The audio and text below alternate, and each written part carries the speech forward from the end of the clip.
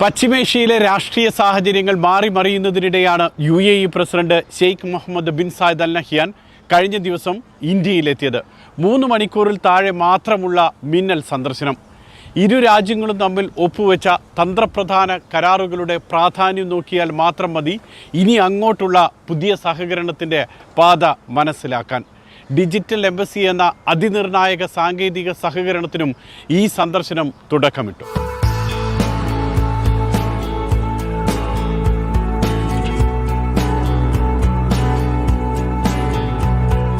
വിമാനത്താവളത്തിലെത്തി സഹോദരനെ സ്വീകരിച്ചു എന്നാണ് ഈ ദൃശ്യങ്ങൾക്കൊപ്പം പ്രധാനമന്ത്രി നരേന്ദ്രമോദി എക്സിൽ കുറിച്ചത്. വിമാനത്താവളത്തിൽ നേരിട്ടെത്തിയാണ് ഷെയ്ഖ് മുഹമ്മദിനെ പ്രധാനമന്ത്രി സ്വീകരിച്ചത്. ഇരുവരുടെയും ശരീരഭാഷയും സംഭാഷണത്തിലെ സൗഹൃദവും ഇന്ത്യ UAE ബന്ധത്തിന്റെ ആഴം വ്യക്തമാക്കുന്നതായിരുന്നു. വരാനിരിക്കുന്ന വർഷങ്ങളിൽ ആ ബന്ധം എത്രത്തോളം ദൃഢമായിരിക്കുമെന്ന് ഈ ദൃശ്യങ്ങൾ രേഖപ്പെടുത്തി.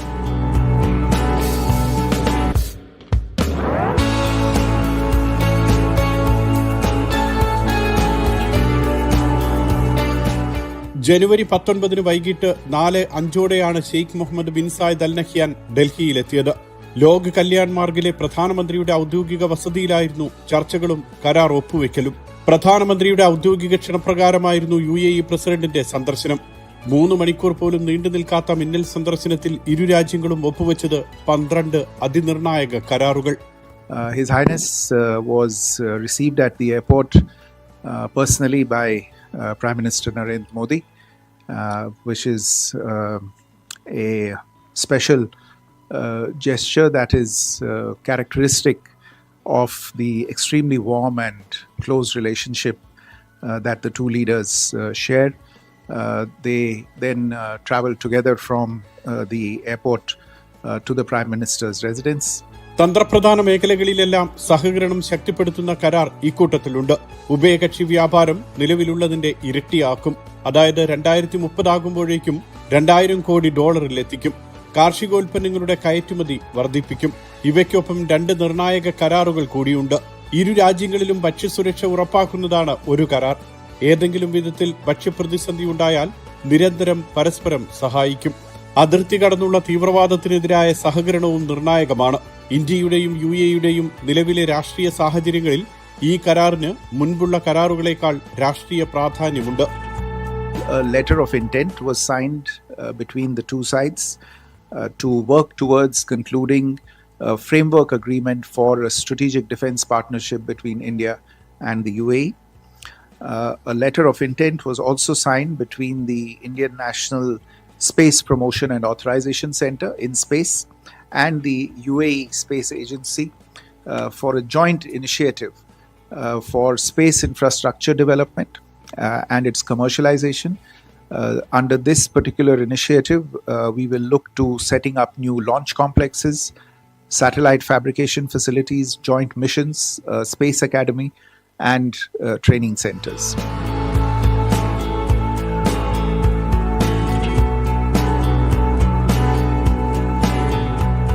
ഇറാനിലെ ആഭ്യന്തര കലാപം, യമനിലെ രാഷ്ട്രീയ സാഹചര്യം, തുർക്കിയുടെ പുതിയ രാഷ്ട്രീയ നീക്കങ്ങൾ, പാകിസ്ഥാന്റെ പുതിയ സൗഹൃദങ്ങൾ, ഇങ്ങനെ മിഡിൽ ഈസ്റ്റിലെയും അയൽ രാജ്യങ്ങളിലെയും രാഷ്ട്രീയ സാഹചര്യങ്ങൾ മാറിമറിയുന്നതിനിടെയാണ് Sheikh Muhammad bin Zayed Al നഹ്യാന്റെയും നരേന്ദ്രമോദിയുടെയും കൂടിക്കാഴ്ച.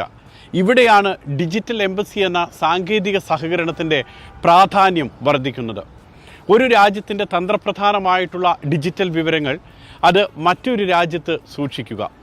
ഏതെങ്കിലും വിധത്തിൽ പ്രകൃതിക്ഷോഭം കൊണ്ടോ അല്ലെങ്കിൽ സൈബർ ആക്രമണം കൊണ്ടോ മറ്റേതെങ്കിലും സംഘർഷത്തിൻ്റെ ഫലമായോ സ്വന്തം രാജ്യത്തിന് ആ രാജ്യത്തിൻ്റെ ഡിജിറ്റൽ സാങ്കേതിക സൗകര്യങ്ങൾ, ഡിജിറ്റൽ വിവരങ്ങളൊക്കെ നഷ്ടപ്പെട്ടാൽ അത് സൂക്ഷിച്ചിട്ടുള്ള സൗഹൃദ രാജ്യത്തിൻ്റെ ഡിജിറ്റൽ എംബസിയിൽ നിന്നും വീണ്ടെടുക്കാം.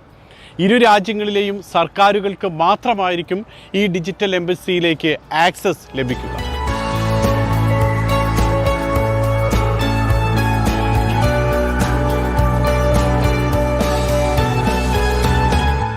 Whether it is the developments in Yemen or developments related to the conflict in Gaza or the situation in Iran, I can only tell you that all of these issues were discussed between the leaders.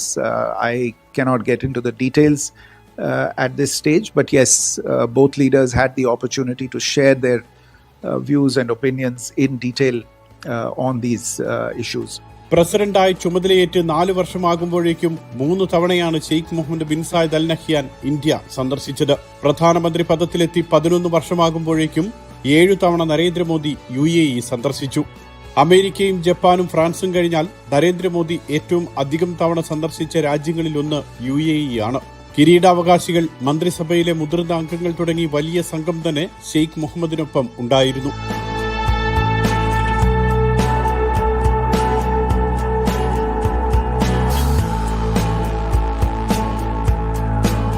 നിക്ഷേപ മേഖലയ്ക്കും കരുത്തു പകരുന്നതാണ് UAE പ്രസിഡന്റിന്റെ India സന്ദർശനം. UAEയിലെ first Abu Dhabi bank, DP world എന്നിവയുടെ ഓഫീസുകൾ ഗുജറാത്തിലെ ഗിഫ്റ്റ് സിറ്റിയിൽ തുറക്കും. അബുദാബിയിൽ ഇന്ത്യ ഹൌസ് തുടങ്ങാനും തീരുമാനമായി. ഇന്ത്യൻ കല, സംസ്കാരം, സാഹിത്യം, പൈതൃകം എന്നിവയെല്ലാം വിനോദസഞ്ചാരികൾക്ക് പരിചയപ്പെടുത്തുന്നതാകും സാദിയത്ത് കൾച്ചറൽ ഡിസ്ട്രിക്റ്റിലെ ഇന്ത്യ ഹൌസ്.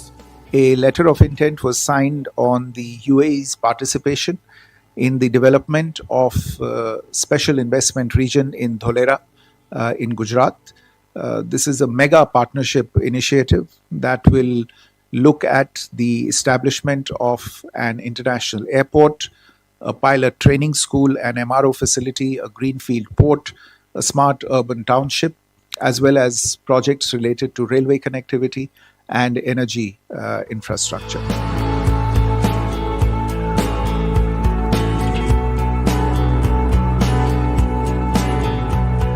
ലോക നേതാക്കളുടെ സന്ദർശന വിവരങ്ങൾ ദിവസങ്ങൾക്ക് മുൻപ് വിദേശകാര്യ മന്ത്രാലയം പുറത്തുവിടാറുണ്ട്.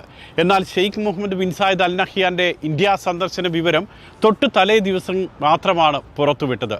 ഇതുതന്നെയാണ് ഇരു രാജ്യങ്ങളിലെ നേതാക്കളും തമ്മിലുള്ള ബന്ധത്തിൻ്റെ ആഴം വ്യക്തമാക്കുന്നത്. ഇവിടെയാണ് നരേന്ദ്രമോദിയുടെ വാക്കുകളും പ്രസക്തമാകുന്നത്. സഹോദരനെ സ്വീകരിക്കാൻ വിമാനത്താവളത്തിൽ എത്തി. ഇതാണ് ഇന്ത്യയും UAEയും തമ്മിലുള്ള സൗഹൃദത്തിൻ്റെ ആഴം.